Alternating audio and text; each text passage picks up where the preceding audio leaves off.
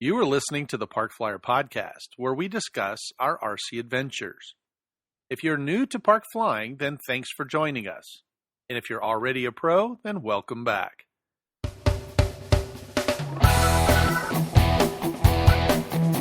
Welcome to the Park Flyer Podcast, where we discuss the ups and downs of the new RC Flyer. Join your hosts, Michael and Jay, as they take flight at the park. Now on with the show. Hey everybody, welcome to the Park Flyer Podcast. I'm Michael, and with me as always is his good friend Jay. And it is a good friend. Welcome to the podcast tonight. How are you doing? Hey, I'm doing pretty good, Mike, and I'm hearing something in the ear. Can you hear that? It's little chirping noises. Yeah, I think spring is coming. Spring is right around the corner, actually. And it's amazing because, where I just came from in Alaska, well, we just, would still see a little bit of snow and ice out there. So it's a great thing for me to see the trees are kind of budding and it's getting kind of warmish out. I'm ready to get out there and go flying. Yeah, I am too. And actually, this episode is on spring cleaning. Spring cleaning? Yeah.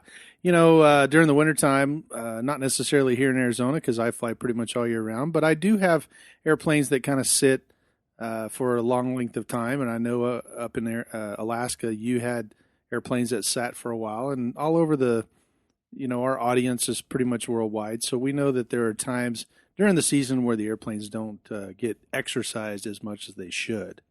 Yeah, that's true. And it just makes me think of a couple of stories of guys that just grab their plane, they get all excited because it's a beautiful spring day and run out to the field to go fly, and gee, they might have forgot a thing or two.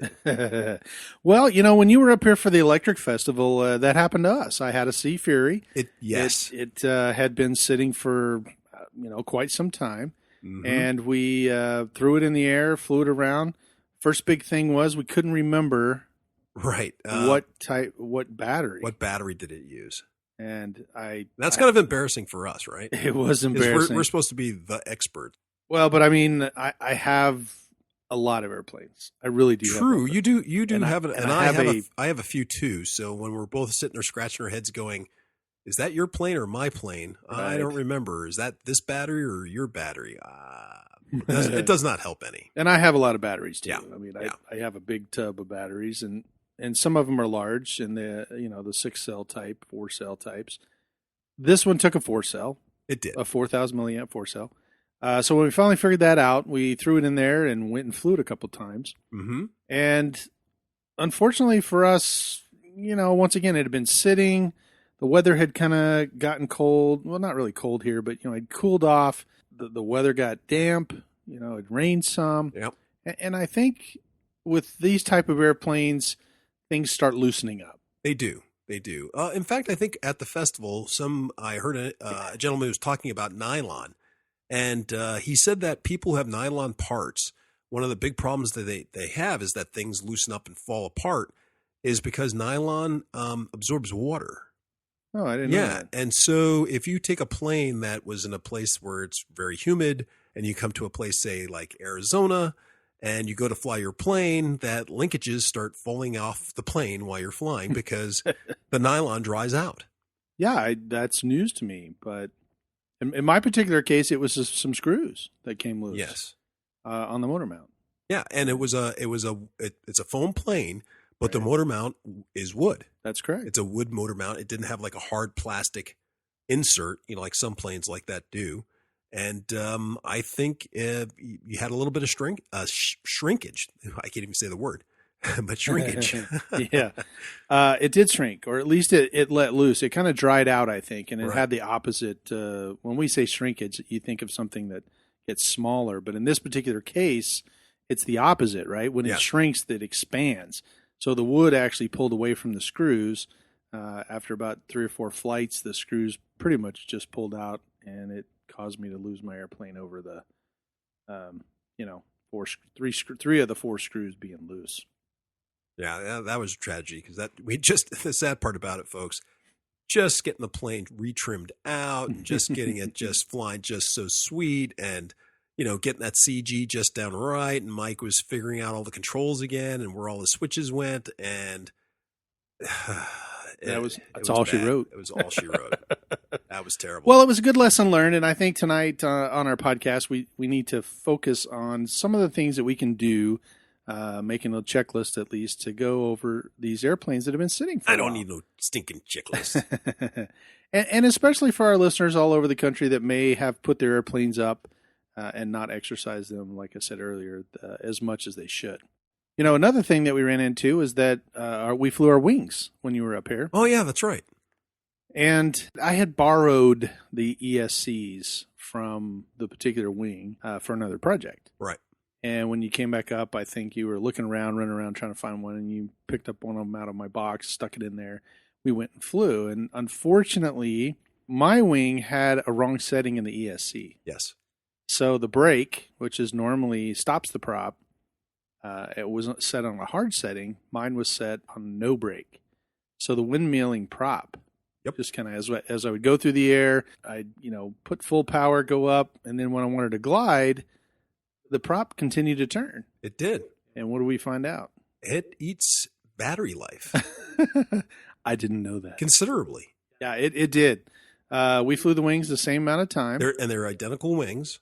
Everything's identical. Matter of fact, even the ESC was the same. Identical. Yeah. And we flew the same battery, Mhm. exactly the same battery. Both were 100% charged. At the end of the 5 minutes or 4.5, whatever Right. it was that we flew, my battery was down at about 13%. And I was running about 30 to 40%. Right. So there was a pretty big draw having your propeller windmill around. That was pretty eye opening. And fortunately for us, it wasn't something catastrophic. Something very interesting to notice by not having that setting the same or configured the same like we normally would have it. Right. But once again, the wings had sat for some time Yes. without components, and then now all of a sudden we were throwing components in, trying to get them to run for the Electric Festival when it came up. So once again, going back to what are the things that we can do? We've had airplanes that have kind of sat around. It's time to dust them off, go out there. April showers bring May flowers, kind of thing, and So I'm ready to go fly. So the first thing first, I think, is going over the airplane and making sure all of the hinges, the tapes, control horns, servos, none of those have popped loose or become unglued. That they are all still in good condition. If you give them a little tug, they're not going to fall apart. That they're all adjusted the way that they need. Right. That they need And to I be. know for you in Arizona, things tend to dry out. So, Very much so. CA may get super brittle, or like you said, for those hinges. For me, where I was at, it was if you had like Blenderum on for hinge lines or things like that, the cold would affect it and make it wouldn't stick very well. And so after you stick it down, unstick it, it just would lose its stickiness, if that's a adjective or verb. So come spring, you go to fly it, and there goes there goes your rudder. There goes the control surface. Whoops. Makes So, for a very exciting It flight. does. Actually. It does. It's like flying real flight. The F key, right? That's right. The Real F key. flight Make things drop off the plane. That is correct. Well, so as the control surfaces, tapes, servos, make sure that they have. I've had some that were the servos that were glued in have come loose. Popped off. Yeah. Or a lot of times what happens, let's say you were flying, in the fall and you had a hard landing or maybe a small mishap or something. And you go, oh, hey, that busted loose, or I have to re-glue that down, or should tighten that up. Or let's just say it's just loose in the socket and, you just have to tighten the screw down. And you forget about it and throw it back in the closet. And I think you and I are having this happen more often, that our fantastic memories that have served us so well, razor sharp clarity, it's getting a little cloudy in there. It is getting a little cloudy. Yeah, the older I get, the more I forget, what did I do to this thing? Yeah. I lay stuff down and can't remember it. Where did I what leave the can I do? car? Exactly. Or the keys, anyway. Exactly. I have a tendency to lose the keys. Yeah, that's correct. And, a couple of the airplanes that I had the contact cement, or they had CA glue or hot glue, actually. Some of them, one or two of them had hot glue in it. And those glues had just kind of dried out and let loose. And by virtue of me just picking the airplane up, luckily for me, one or two of them showed that they were loose. They kind of fell out of the little hole. And I was able to re-glue them. But it's very important to make sure that when you pull the airplane out, you go over all those items to make sure that they're in good condition before you go fly. Right. Another thing too is, in the case of our Sea Fury story again, we had a bigger battery, and I have little CG markers. Do you use those? I would say half my planes have them. Yeah, they come from. I think I get them at Hobby King whenever I order stuff from there. I just throw a couple of those extras in, but they're red and black, and they show a little CG marker. And I put them on all my airplanes after when I initially build them. Some of them fall off. They've been sitting around, and now I can't remember where the CG was. I got to go back to my file and dig out the manual and try to figure out where. For most standard planes, though, hey, the CG is just generally on the spar or that 1/3 back on the wing. True. Generally is okay, but where it comes critical is we were just talking about our wings. That's true too. It's super critical on the wings. To know where the CG is. It's not where you think it is. Right. On a wing. Certain planes, like your Sea Fury, it was about on the spar, but but you have to flip the plane over, in order to measure it correctly. You have to have landing gear out. Yes. Yeah. But if you don't remember that, and then you do the CG where you think the CG is going to be, you're going to be a little aft, I think, right? You will be a little aft. Yeah. So that's bad. Yeah, especially when you throw the gear down and all of a sudden the airplane starts pitching and rolling. You don't know what's going on. I actually had two on one on the top and one on the bottom of the Sea Fury. So I could, measure it out, move the battery where I needed to be, drop the gear, flip it over. Yeah, it seems to be, right where it needs to be. And it flew great, with the CG where it is. What I'm trying to say is that it's important to remember where the CG would be, what battery to use, things like that when you're digging these airplanes out to go fly again. That's true. I kind of have a good story for that. I have a good friend who I fly with. We did a lot of flying together, so much to the fact that he relied upon me a little too much to help him out with this plane. So he'd bring a plane out, and then he'd look at me and go, "Hey, what battery goes in there?" And I used to just say, "Hey, it would be this battery or that battery." And then after a while, my inventory started to grow, and we weren't flying together as much on those days that we would get together. He'd say, "Hey, where's this battery go? Or what battery goes in this? And, where's the CG?" And I'd look at him and I go, I think it's that battery, or is that a 2-cell or 3-cell? Or give him a battery and say, "Try this one." Just try this one. Yeah, no. And so he'd kind of look at me like, "Well, don't you know?" And I go, "Well, it's not my plane." Right. Yeah. I don't fly it. It's your plane. I can't remember my stuff and your stuff, not to say that we had a tip or anything over it, but finally he started keeping a book or a log. And sometimes he would he'd get those little sticky notepads or whatever, and he would put on there where CG should be, what battery went to the plane, and he'd put it inside the plane, or he'd write it inside the plane. He'd physically mark where That's the battery. That's a good idea to write it just inside. Where the battery would go, a battery line where the battery should go up to. And he would draw that in his plane, and he would say what battery it was and the type, and just have it in there permanently so he wouldn't have to think about it. So, yeah, I've done that on several of my airplanes. I'll just make a line, especially if I fly with multiple batteries. If I fly with a 4,000 or a 5,000, or a 3-cell versus 4-cell, they are different weights. They are different lengths. They affect the CG differently. And so I'll do that. I'll put a mark on one side that says, okay, this is where I need to be. The big biplane that I have, the Pitts S12, it actually has marks in there where if I want to fly it with a little bit nose heavy on a 6-cell, I put it here. If I want a little bit more tail heavy and a little bit more sporty. Yeah, you could say sporty. If I want a little bit more 3D-ish type activity out of it, I move it just a little bit backwards. And once again, it's still on a 6-cell, but that gives me those two ranges. Right. Allows me to. No, and that's really smart. And like you said, it's in there, it's permanent. And you don't have to, not to say, once again, it's idiot proof because they always come out with a better idiot, but it helps, alleviate those problems of you having to remember, or a secret spot you put it in, or you wrote it on your hand.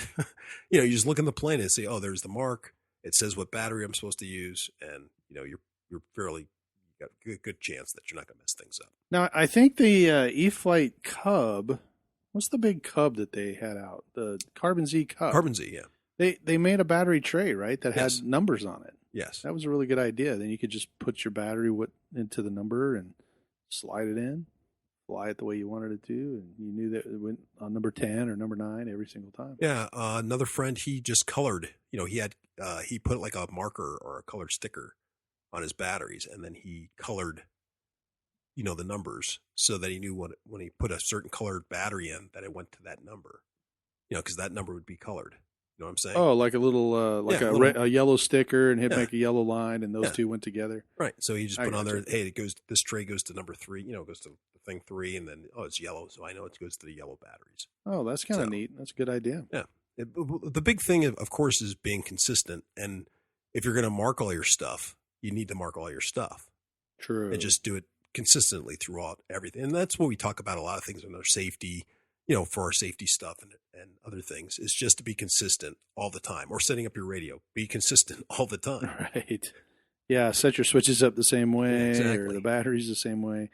I do that a lot. Almost all my batteries have the same connectors on them. Mm-hmm. My bigger batteries, they obviously have to have a bigger connector on them. So I run either EC5s or AS105s or whatever they are. But I know that battery goes to this specific airplane because it only has that connector. Connector.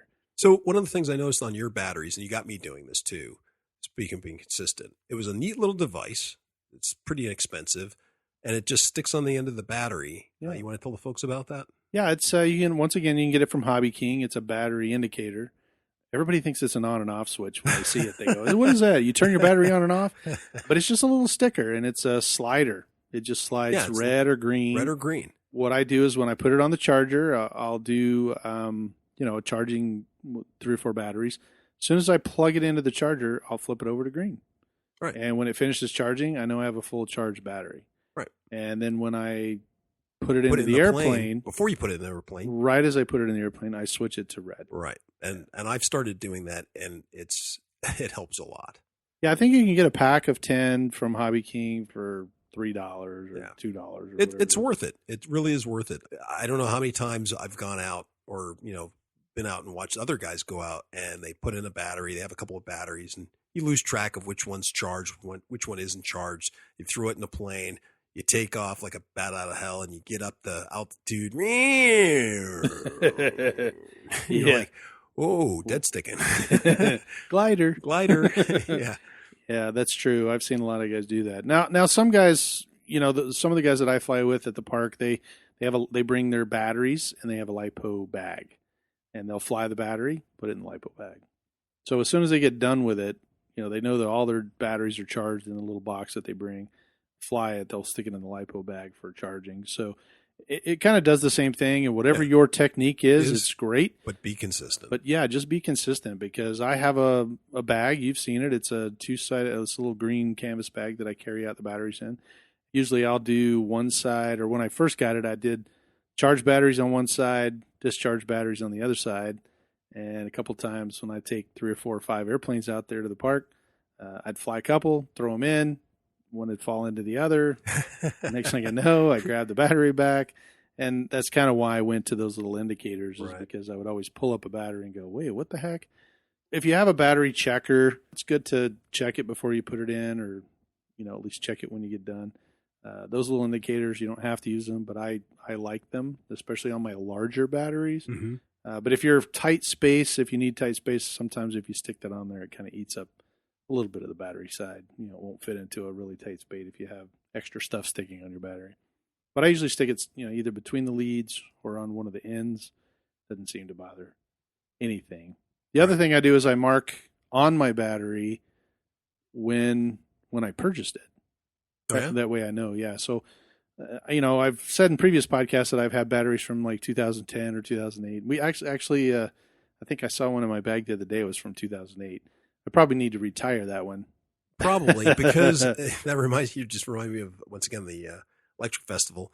I was charging batteries for you, getting batteries ready. And I think I went to recharge that battery and threw it in the bag. Yeah. I had no idea. That was one of your weak batteries. And so, I threw it in your bag, and you just happened to catch it and go, why did you charge this? And I look at you stupidly. I'm like, because we need charged batteries to fly.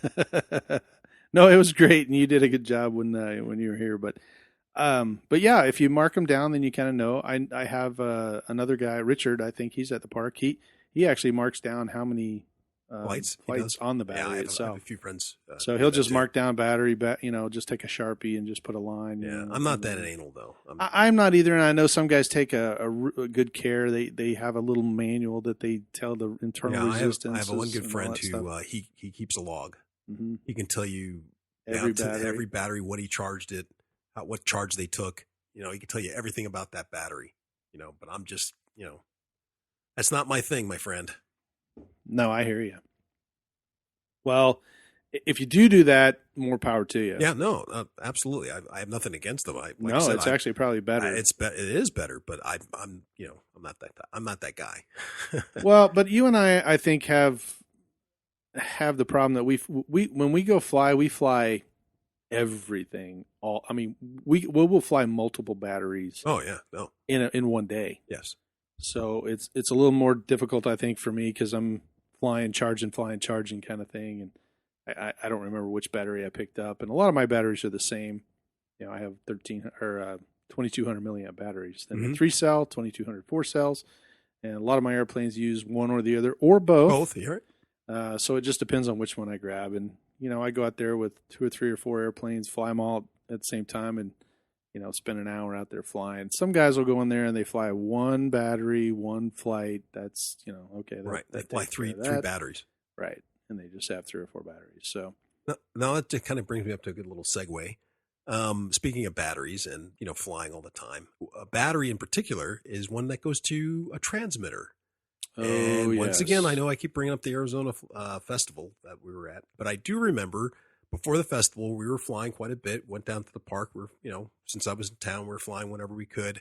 And we went out one day and we're right in the middle of the flight. And I heard a sound. I don't hear that often. That's true. It was a beep, beep, beep, beep, beep. Or maybe it went something like this. Anyway, I heard that sound and I turned my head and I go, what is that sound? And Mike goes, I think it's low battery voltage on my transmitter. It's something I've never really heard just because, with the Spectrum radios and, the large batteries they have in them, I've never really run mine down to Brad to, not in the middle of a flight anyway. Right. And I was quite surprised that you had let yours get down that low. I haven't done it very often, but in that particular case I did. So we were flying at the house. We were flying at the park. We were basically putting new airplanes together. I think at that time I was putting my new glider together, so I had my transmitter on quite a bit, programming as well. So, yeah, but I also think you hadn't been flying with the guys in a while, so your radio had been sitting for a while too. It had been sitting for a little bit, a couple weeks, I think, or whatever. Yeah. But I don't know if that would have caused it to run down, or just the fact that I had it on. Kind of like my point is it wasn't on the chargers. What you're saying. You hadn't had it on the charger. You had it sitting. So once again, for our listeners, the winter's gone by. You put your radio up. It was charged when you put it on there. You just pick it up and just fly with it, and not thinking about it. You don't want to hear that sound when you're right in the middle of a flight. Yeah, especially in this particular case. Luckily for me, I was not flying. I was just about to go fly. Oh, that's right. Yeah, I wasn't really truly. I didn't have an airplane in the air. Spectrum's pretty good about it. They'll let you get the airplane back on the ground, but I'm not really sure about other brands. And you only have a certain amount of time to get it on the ground. And then if it shuts off, then you have no. It's kind of like the the low light gas, the gas light in your car. It comes on, people go, oh, I got a couple of, blah, blah, blah, blah. They tell you you're supposed to have like 10 miles, 20 miles. Yeah. But there's no guarantee that when that comes on, you better pull over now and get some gas. Yeah. So that's pretty important as well. Hey, that brings a good topic up. So I know we were talking about batteries and checking all those things, but another important thing is, believe it or not, are your other components like landing gear. Really? Yeah, we my Pitts S12 that you got me. We went and flew it. I went and flew it into the park one time, and once again we talk about things getting loose. They've been sitting. You've flown it. I fly off of grass. Right. I had flown the Pitts S12 out in the park a couple of different times. A little big for the park, but I flew it out there anyway. This particular instance, I went out, put the battery in, started taxiing around.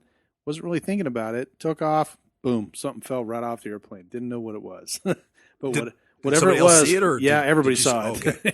Everybody was like, "Hey, something just fell off your airplane." And of course, now I'm flying out. I'm flying. I'm in the air. I don't know what fell off the airplane. So nobody had a clue. Nobody saw what it was. Well, nobody knew.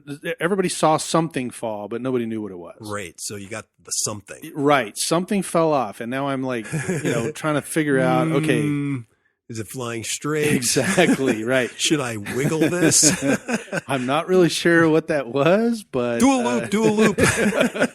Exactly. Why aren't you doing tricks, Mike? Well, so I basically came by. I flew it slow and in front of me, and I realized it was the tail wheel. And the tail wheel had come off because the screw had kind of come loose because I'm taxiing around on grass.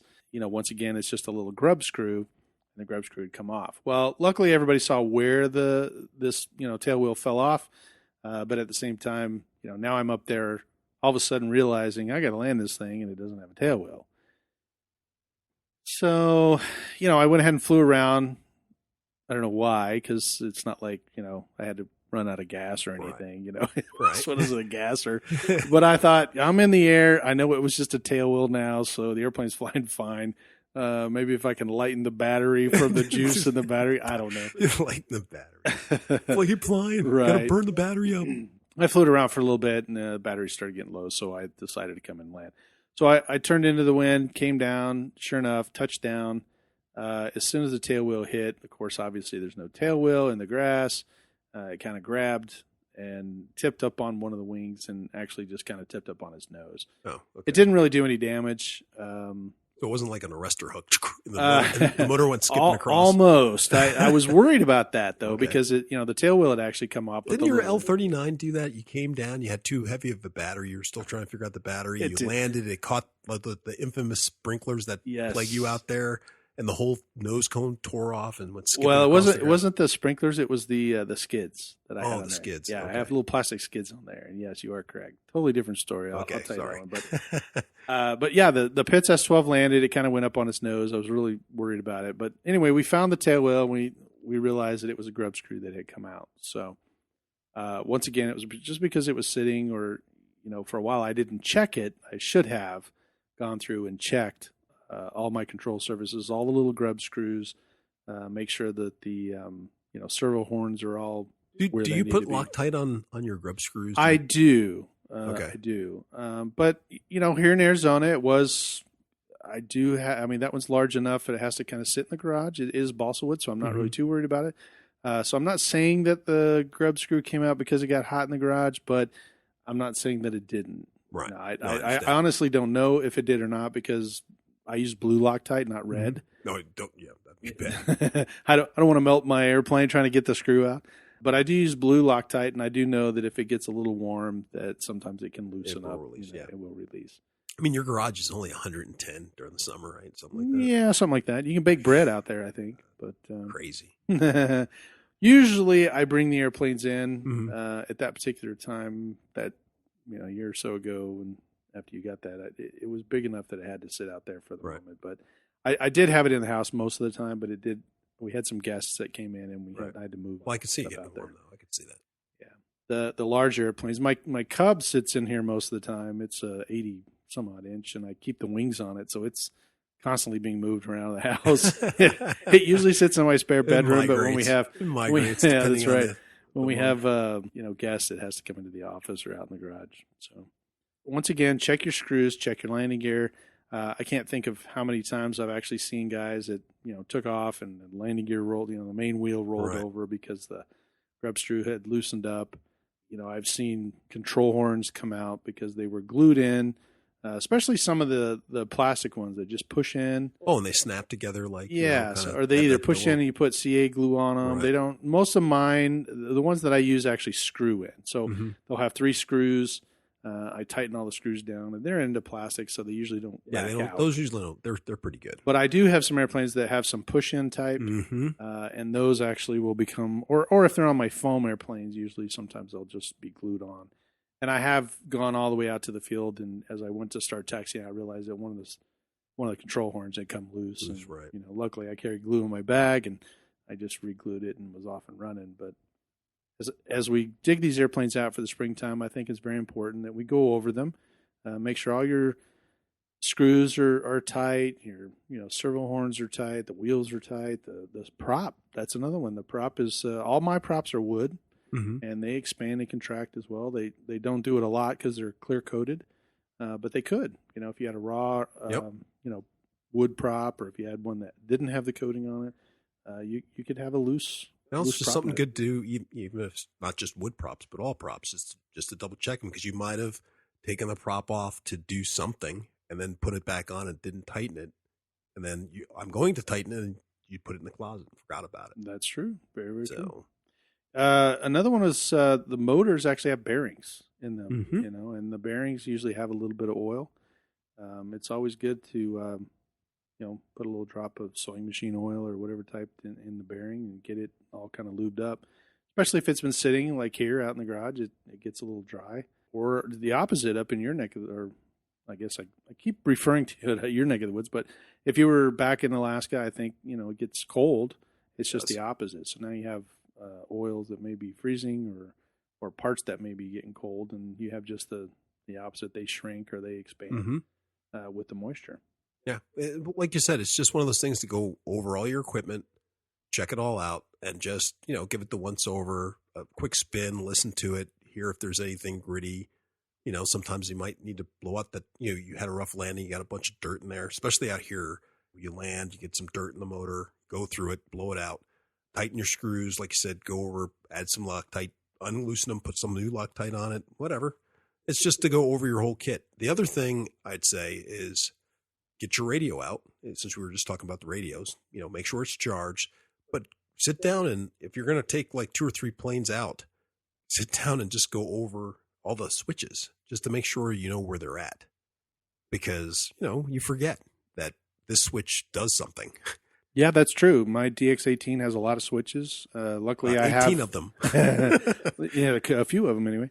Luckily, I have them all voice activated so that I know. But yeah, I actually, when I switch models, I have to start on one end, and I just go through, A, B, C, D, E, and see what the voice tells me, and I know, oh, okay, well that voice thing is a godsend. It's definitely, that's a bit of technology that I've really, really liked. Oh yeah, I don't know today what I would do without it. I mean, I do understand that way back in the DX6 days when I had my first radio, it just had number 1 through 10.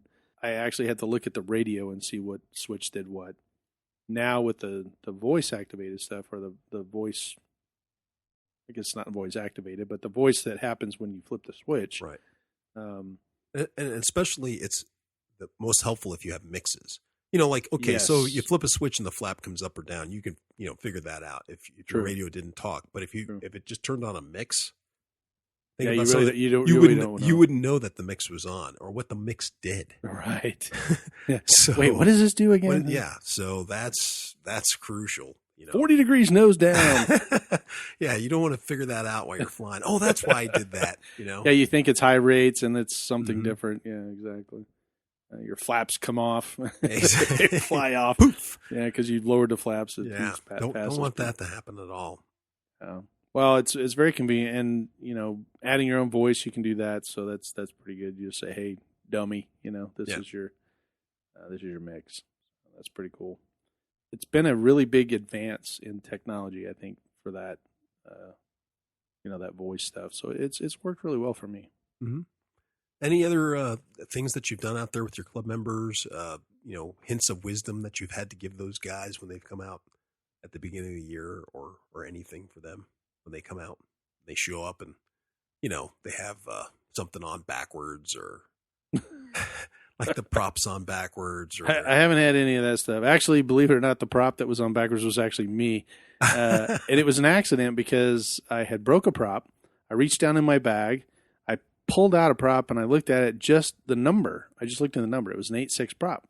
And I threw it on the airplane and I flew around it. I thought, gosh, this airplane is just flying. What a dog. Crappy.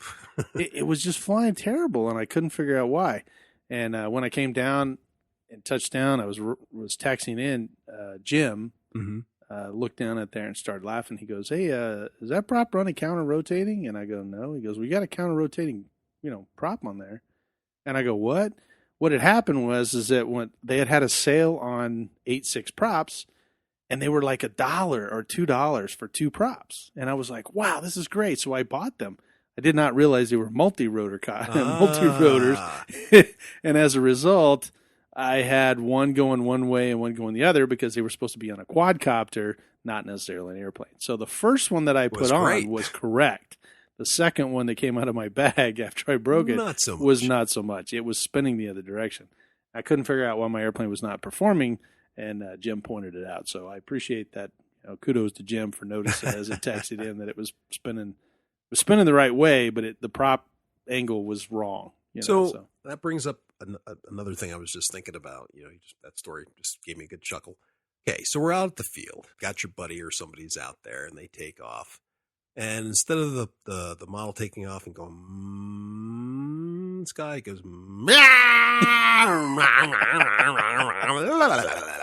okay. So if that was to happen, Mike, that's some weird sounds. Yeah, dude. It's a little off. I don't know, a little high frequency there. But so if you were to hear that, what would you do? At that point, I think I'd immediately return to the field. Okay. I happen to notice that a few of my friends that I've flown with will continue flying. And I'll go, hey, as I'm holding my ears, right. I don't think that sounds right. Maybe you should land. And they go, nah, it's okay. They got to yell out. Yeah, yelling out over the noise. Yeah. So, and they'll continue flying. They may or may not have a mishap because of it. It's just something I just noticed with some people. They just, it's just a loud noise. I didn't see that mystery thing like your story fall off the plane, so I'll just continue flying. Right. Or they'll start doing acrobatics right at that time. Hey, let's see if a roll in a loop will make that noise go away. I am dead serious. They will start doing acrobatics and start doing things while this thing is making a horrendous noise. And I'm like, that doesn't sound right. Or, a loud click or a loud, crack, or you stick sound effect in here. Something will happen and they'll continue flying. And it just amazes me sometimes that they'll keep doing that, or they don't recognize that there could be potentially a problem. So is it usually because there's something that they once again didn't check, or something's loose, or the prop? Because if the prop's not balanced, it'll make noise. Right, but that's not what you're talking about. No. I'm talking about an actual mechanical. They'll have a mechanical problem. failure, or they may have they may be a terribly misbalanced prop. But my point is, we're not sure what the problem. Just like your mystery item falling off the plane, we weren't sure that we didn't see a guy holding onto it as he fell off your plane. We don't know what that item was that fell off, but we know something. The plane's not flying right, or something could potentially be wrong. Some people will just ignore it. I think going back to the first part of this podcast, we talked about the Sea Fury. That was what was wrong with it. Was there were 3 screws, the motor mount screws were not holding, and it was making a very loud noise like that when I took off. And but the thing was, we talked about it. We noticed the problem. We discussed the problem. You immediately went, the plane's handling fine. Right. It's not pulling all of a sudden off to the right, or it's doing something screwy, or I have to jump on and give you a lot of trim or something. No, I mean, we did get airborne, and we got up to pattern altitude, because that's one of the things. If I have a problem, I do want to get up where I can recover. I don't want to fly a foot above the ground. Right. So I did get up to recover and start doing rolling circles. I didn't do rolling circles, but I did turn downwind. Right. I tried to lower the gear. It had to go through its whole cycle thing. It came out. I was on a downwind. And at that point, I think the motor finally let loose. You were coming back to land. We were coming back to the field to land. So you recognized that there could potentially be a problem. Once again, we didn't know what the problem was. Not at the time. No. But we took action, and I just think that sometimes beginners or some people just don't realize that when something doesn't sound right or it doesn't act the same as it did before, it could be a catastrophic accident waiting to happen. That's true, and I think that probably comes from flying more than just once a month or so. I mean, the more you fly, the more you'll become familiar with your airplane, the noises that it makes, the type of flying that it does. It also lends itself to, if there's 4 or 5 or 6 of us there and something goes wrong, if someone says, "Hey, that doesn't sound right," unless I know for a fact that it's just a yeah, it's an unbalanced prop. There's nothing mechanically wrong with my airplane because it sounds like that ever since I built it. I just never balanced the prop. Nothing is mechanically wrong. The plane gets shaken to bits. But I'm familiar with my own airplane. Then maybe I should come around and take a look or whatever, or put a new prop or whatever the case may be. But I think that's why, it's good to fly in a group or, at least with another person so that if they do see something or they hear something, they can kind of point it out. Well, and along back to I keep going back to your Sea Fury story. When something falls off the plane, at least you might not have noticed it, but the other person can notice it and say, hey, it landed in the grass over here. Or they can see where you got to watch on my Pitts S12. Oh, excuse me. That's right. They get to see where the part landed. You keep your eyes on the plane. Yeah. Don't watch the part go down to the ground. I've had I've had. Hey, I'm watching the part. I want to pick it up. And a couple of guys out there, they're like, "Hey, see that thing falling off my plane?" I go, "Yeah, I'm marking it." And they're going, "Yeah, I'm watching it too." And I'm like, "Well, then who's watching the plane?" Right. It's flying by itself. Exactly. I have it on autopilot. I have an autopilot switch. Yeah. If you hear something mechanically wrong, see something, feel something in the sticks, and I know that you're not flying the airplane physically.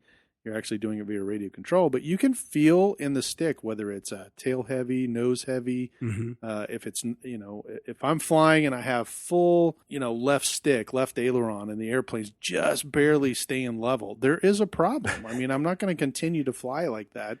And I know the landing is going to be exciting. You can feel that in the stick. I'm having to hold it all the way to the right, and it's just not giving me. I mean, I literally can't roll to the right anymore because I'm at full stick. So, right. And not even to mention if they add in the added bonus of wind. Right. So now you can't make a right turn, but you can make a hell of a left turn. Yeah, just ease off the stick and it comes back around. But you are correct, because if I find a problem, I'm coming back in to land immediately, right away. Right. I will tell you, just from experience, that the times that I decided, is that me? Is it something wrong with the plane? Let me go around again or two and see if it levels itself out. Usually wound up being some sort of as you call it, incident with quotes. I usually had to do some sort of repair on that by the time I get it back on the ground. But wow. Since then, I've learned that if there is something wrong, I'll bring it right back. Sometimes it's just devastating. The Sea Fury was one of those. It was on a downwind.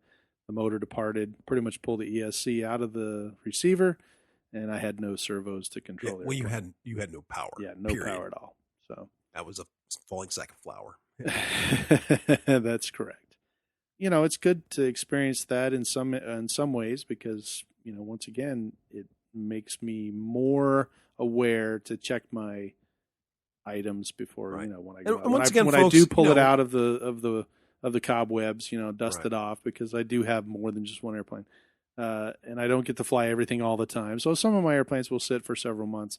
When I dust it off, I want to go from nose to tail and do that big, heavy pre-flight. Right. And it's still we're just little boys at heart. And sometimes you just want to grab your buddy, grab some batteries and just go out there and, ring this thing out. Oh yeah. And you really shouldn't. You should just take a couple of minutes and just go over it. Well, and I'll tell you that, I have a truck and most of my stuff gets thrown in the back and I haul it over to the park, and I do live off of a dirt road, and I think you do too. Mm-hmm. So, you go down the truck, it's bouncing around, and whatever was loose is now even more loose because Murphy's back there, just put the screwdriver. It's going to be a good and a flat. hammer. Just going, wait till this guy gets this in the air, right?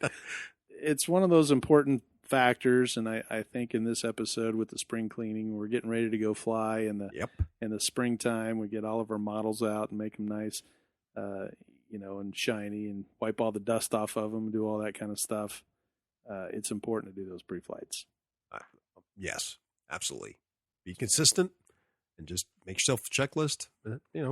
Have some fun, and you'll thank yourself for it later. Yeah, and I think if you get the right tools, it's always good to put screwdriver in your bag and maybe a wrench or two, hobby knife, that kind of thing. So if you're not taking those and you're going out to the field for the first time since summer, or you're just getting some of these airplanes out and knocking the dust off, take the tools that you would need to go out there and check it once you get it out to the field. Because checking it here before I go out, once again, like I said, the back of the truck's going to rattle it all up and loosen it up as well. So it gives us an opportunity to get out there and just take that extra 5 minutes and go over it. Yeah. And it's amazing how big your tool bag gets. My tool bag is actually really big. I get more and more tools every time I go out. Yeah. I take something out there. I can tell, you know what the funny part is? I'll take my wife's car, Mhm. and that's when I always have my problems. Because your tool bag's not in there. I don't have a thing. I don't have a nail file. I'm just, it's horrible. Yeah, my that little canvas bag that I carry my Yeah. my batteries in, it has pockets on the outside, and each pocket has something in it that has a. I have a screwdriver that has like 10 different tips. I have different type of pliers and wire strippers or whatever that can kind of go with me. So, Jay, have you had any luck with any of the fields down in Texas? Well, Mike, it's as beautiful as Texas is, I'm a little depressed. Why is that? I guess I was a little spoiled in Alaska. And what I mean by spoiled is my flying fields were 10 minutes away, Oh yeah, right? So I could drive kind of like I have here. yeah, a little bit. I could drive 10 minutes and I could be on the Air Force Base where I flew. And they had a beautiful runway out there. True. And I got to see F-22s fly, and I could fly my plane, and bears and eagles and all that kind of stuff. And that was beautiful. Even some of my little park flying fields that I used, they were about 10 minutes away at various schools or lots or whatever. Sure. But all in all, I could get to all those places within 20 minutes. Even if the traffic was bad. In Texas, there are some nice fields, and there's a lot of clubs, and there's a lot of fields, and there's a lot of places to fly. But on the average, they're all about an hour away. They're about 40 minutes to an hour, depending on traffic. Well, everything's bigger in Texas. You knew you were going to have to drive, right? Well, yeah, I guess it's all relative. Yeah, so I'm just a not that that's bad. I'm not complaining. I'm sure some of our listeners could go, tell us horror stories or what they have to go through to get to their flying fields. But, I'm trying to find some other places that are closer. So there used to be a field that's down the road from where I'm at, and it's at Canyon Lake.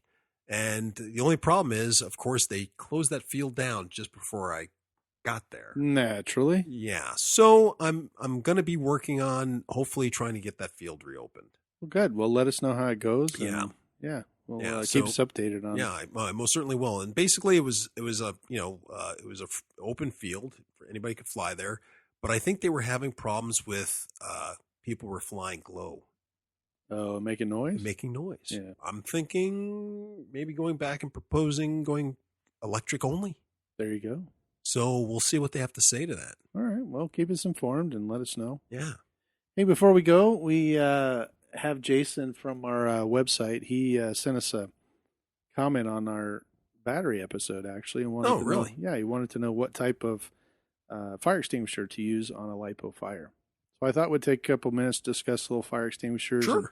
And give a shout out to Jason and thank him for the comments, and let our listeners know that we'll answer any questions that they have. But for Jason, I think the best fire extinguisher is probably one that either has a halon or CO2 in it, and you can usually buy those just at Walmart or your local store.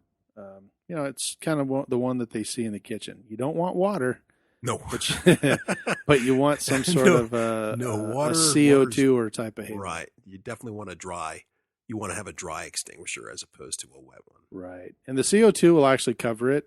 The halon actually will as well, but the halon works by sucking the oxygen out of the area. So Right. if you're in a confined space like your house, maybe a halon would be good. You don't want to be around or breathe any of that stuff because it'll suck the Yeah, oxygen. well, out of we're the rest assuming of it. that you're outside. But if you're using outside, a stuff. CO2 is one. And I think they sell, most of those fire extinguishers, the CO2 types, for $25 or something. Right. You can get a little small one about. Yeah, a little- I'm sitting here measuring with my hands, folks, like you can see this. They're about this big. It's So just, it's kind of like your fishing stories. This big. Yeah. No, they're. I had one of those extinguishers. I think in my camper. Like you said, it was inexpensive and they're relatively small, perfect for like a LiPo fire or in an aircraft or whatever. It's not that hard to carry around in your car or even throw into your flight bag. I want to say it weighed, I don't know, half a pound or less. Yeah, that sounds about right. So, Well, Jason, we appreciate your comment. thanks a lot Hopefully for the that comment. helps. And for those of you that are listening, go on to iTunes and give us a star rating and review, or go on our website and give us a comment. We appreciate all of those, and any questions that you might have, that'll help us. We're going to try and dedicate a part of our podcast at the end for any questions that come I just across. thought of something, though, to tell Jason. What's that? I don't know if he said he was flying with a group or just by himself.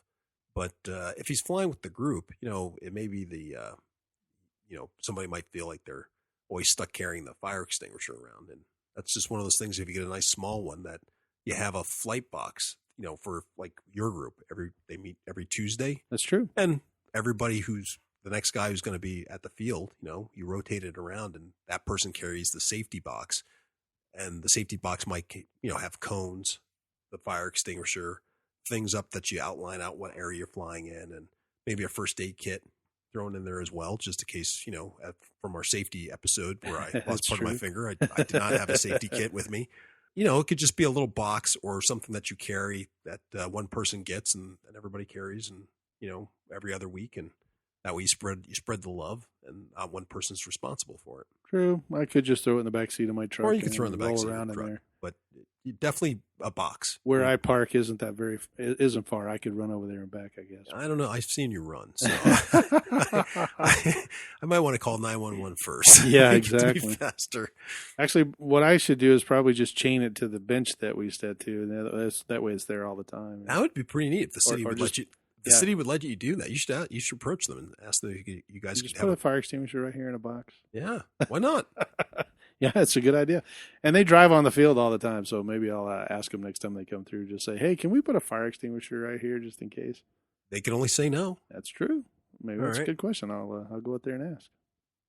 Well, anyway, Jason, thank you very much for posing that question to us. Yeah, we And appreciate it. We hope more of our listeners write in and we can answer some of their questions. Absolutely. Thank you so much. Well, Jay, I appreciate you being on the podcast tonight. We talk a little bit about spring cleaning, and hopefully you'll find a good place down there in Texas and let us know. And let us know how it works out with the opening, or at least, the, what'd you call it, Groom Lake? Groom Lake? No, Canyon. Canyon Lake. Canyon Groom Lake. Lake is Area 51. Yeah, I was right? going to say, Okay. I can't talk about Groom Lake. How do you know about that? The aliens I told think me. you need to come with me. The aliens told me about Groom Lake. But anyway, thanks a lot for joining us tonight here at the Park Flyer Podcast. Once again, if you have any questions, comments, or concerns, you can contact us at parkflyerpodcast@gmail.com. And if you are on iTunes or Stitcher Radio or any of the other podcast sites, make sure you give us a star rating and review. Please. Appreciate you listening, and hope you have a great night. Same to you, Mike. All right. Well, we'll talk to you next time. All right. See you in a couple of weeks. Okay. You have been listening to the Park Flyer Podcast. Thanks for joining us, and we look forward to your next visit. Please feel free to email your questions, topics, or suggestions to parkflyerpodcast@gmail.com.